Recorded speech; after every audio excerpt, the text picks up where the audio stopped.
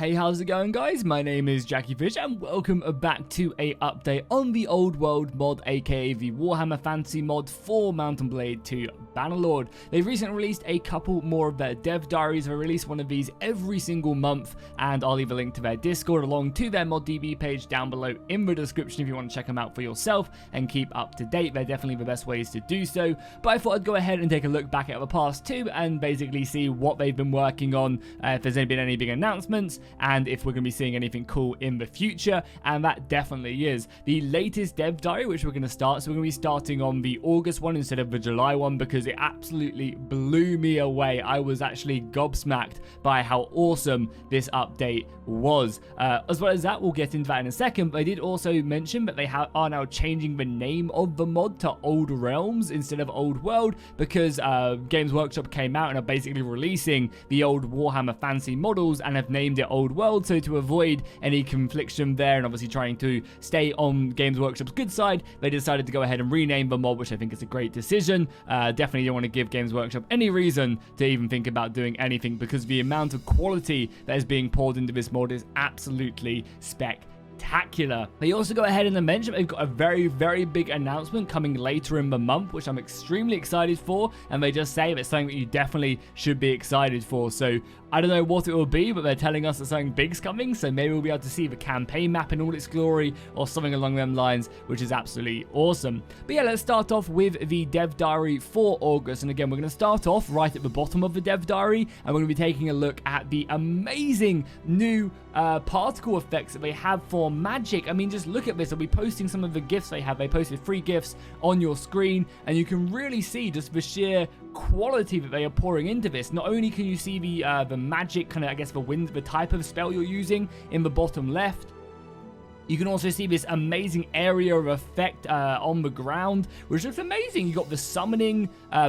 spells, obviously raising the dead and bringing skeletons into battle. And when the summoner is actually doing that, you can also see the balance of power bar also increasing. I guess it's kind of like reinforcements arriving on the battlefield. So that is absolutely amazing. I love, again, the target reticle, I guess, you have on the ground, so you can see exactly where you're casting the spell.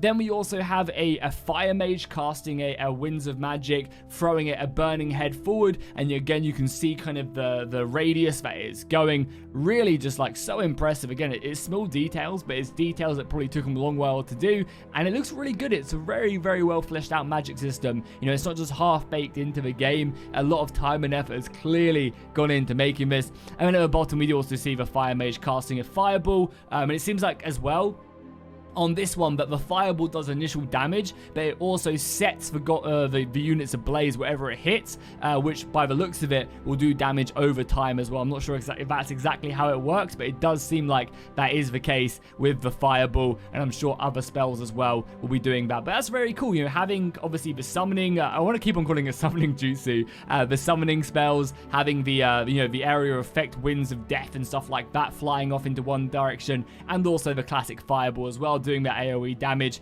Super impressive, super cool.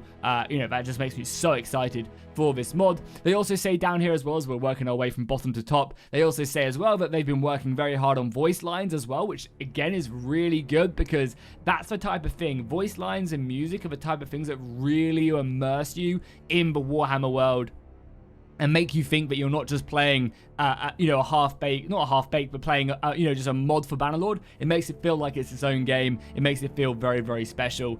So yeah, the voice acting, I'm really looking forward to hearing exactly what that has to offer. Then if we go to the top of the dev diary, and we take a look at kind of what they were talking about, they mentioned obviously about the big announcement coming later this month, which is exciting, as well as the name change to the Old Realms. And we also get a nice little look at the Red Duke's armor, obviously one of the lords in Bretonia. Again, super high quality, really impressive. I mean, all of their models are absolutely spectacular.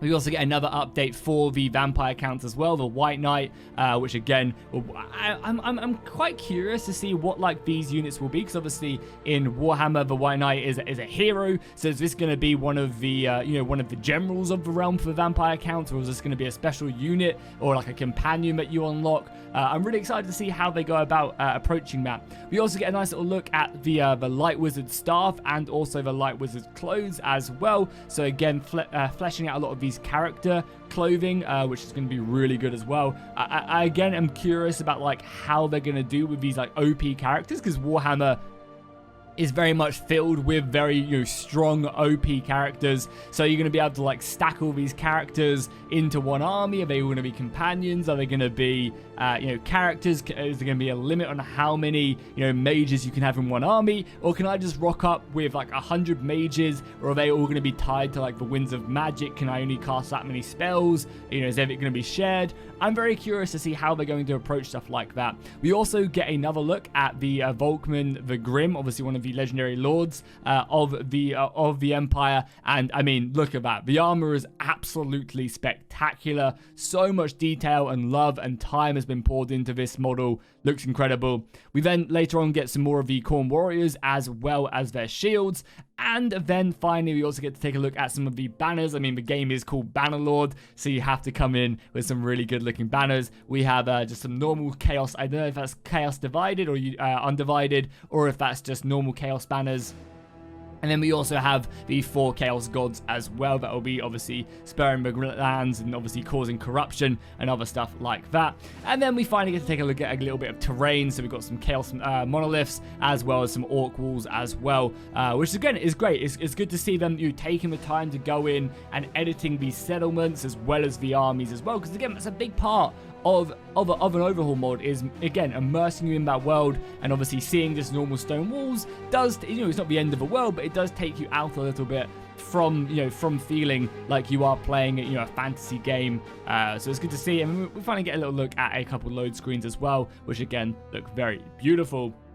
So that's going to be it for the August update. Again, we're going to jump back and take a look at the July update. So if you've already seen that one or you've already read it, then you can probably just skip this video from this point onwards. But yeah, overall, August update, spectacular. Then Winds of Magic at the beginning of the video literally blew me away. I can't believe how awesome they actually look. So now let's jump in to the July update and see exactly what that's all about. Okay, so moving back to July, back in time, we again get to see kind of the, I guess, the beginning of the magic system, and you can kind of see at the beginning of the video. So yeah, as you can see, we're obviously talking about the majority of the magic and exactly how, they're planning on making it work and all the winds of death and stuff like that. You kind of see the basis of the fireball and how it's going to be doing that damage to the surrounding units and how they're going to incorporate it. They also mention as well how the weapons are going to work, and it's going to be kind of similar in the systems for like their grenade launchers and hell cannons and basically all the other weapons that will be scattered around, and they'll be having stuff like buffs and debuffs affecting. So for example, they plan on making it so that some units can be really buffed up and have armor reductions, so that like these magic spells aren't just going to one-shot everything on the entire map, because some units are going to have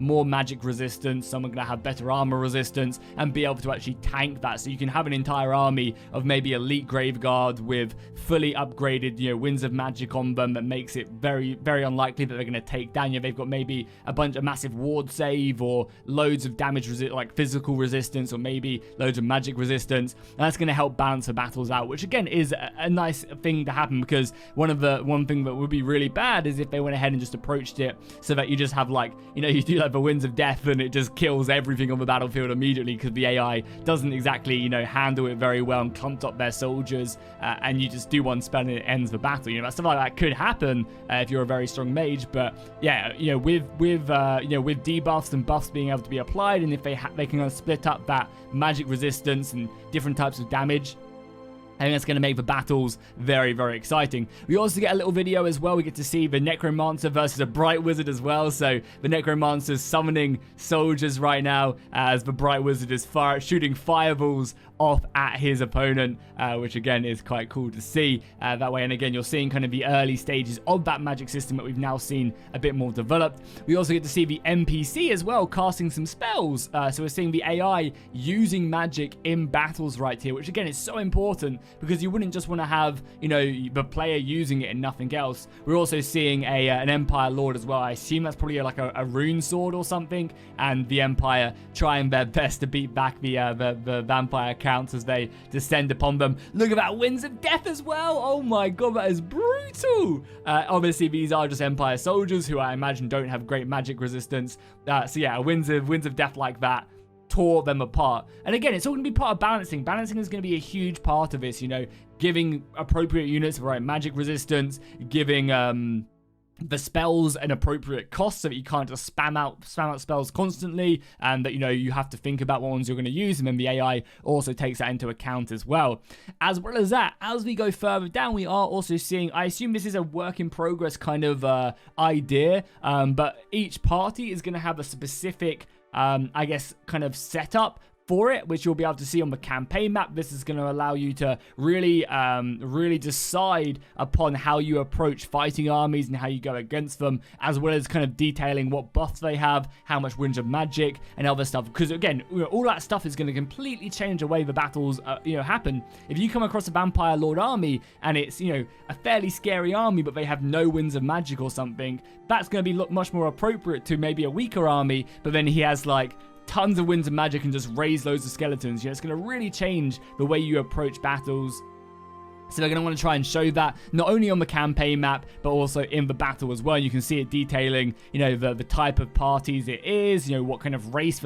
I assume this is, again, the majority of the race that we're going to be seeing, because I'm sure some parties will be filled with different types of units. Maybe there'll be elves and humans in a party and so on. So I imagine that's kind of like what the Lord is of that party. The Winds of Magic, what the leader's called, how much piety they have. Again, I don't know what piety is going to do. Again, that's obviously going to affect something in the campaign map, and obviously also corruption as well. So it'll be interesting to see exactly how that does affect certain units, and again, you'll then see it on the actual battle map as well. Again, I imagine these are very much work in progress, because right now they are a bit in your face, so I imagine stuff like that will be detailed, and it'd be cool, I think, just to have like press tab or press alt, or, you know, press a certain button and then these flags appear, so you don't have to have them on all the time, which is really cool. But yeah, again, it's great that they're showing this, very ambitious and looks great. Definitely can't complain there. We'll then also get a nice little look at the dismemberment as well. I mean, it's Warhammer, it's grimdark, you want to see this, so we are now seeing kind of, you know, like limbs going flying, magic tearing people apart. Very epic indeed. Glad that they're going ahead and adding this, and I can't wait to see, you know, just what you can do. I want to also see maybe dismemberment on the skeletons, and then them just still fighting would be really cool. So you have to just like full on go hard at them.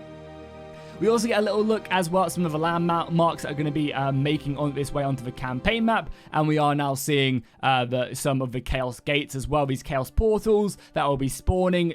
Again, I imagine these will work similarly to like bandit hideouts. They'll spawn on the map, they'll then start spurting out Chaos Spawn, and you'll have to go and obviously deal with them, which again is cool. Again, that'll lead to some really interesting missions and campaigns, and if they make some cool custom maps for it, that'll be very cool as well. We also get to take a little look at the actual flags as well for the campaign map, which is good to see. Again, I think the campaign flags and editing them are actually a really important deal, because, you know, you do spend a lot of your time zoomed out of the map, so being able to tell, you know, what faction is what by just looking at their maps, I think is actually a hard task, and a much harder task than people give it credit for. So hopefully they'll be putting a lot of time into that, and I mean, already they're looking quite great. So yeah, it'll be interesting to see exactly how they approach all the different factions, because again, it can be a bit of a cluster when you zoom out and you've got 50 different factions, all with like, you know, different color flags and stuff. So it'll be cool to see how they approach that.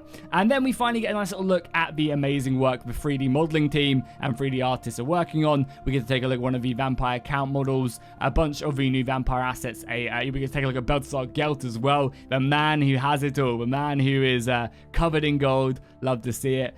Some Empire Scouts, you know, a couple guns. We also get to see a Zinch Chaos Knight, as well as some more Empire banners. The Empire banner looks beautiful. We also get to see a vampire banner, which looks gruesome, and then a bunch of other stuff as well. And then finally, we also get to take a look at some of the new map designs that they're working on as well, which again is great. They're putting a lot of detail into all of these maps, which I'm very, very happy with, and I can't wait to see the more detail that they do decide to stick in, because again, you know, the more stuff that gets added, the better it is for us players. So yeah, I mean, absolutely amazing. I'm literally so impressed with this mod. They are doing some serious work, and I'm very excited for the future of this. This is definitely a very ambitious project, and they're doing it justice at the moment. So yeah, really massive hats off to them. And yeah, that's going to be it for the video. So let me know what you guys thought of the new updates down below in the comments. Also, go ahead and let me know what you guys would love to see from this mod in the future.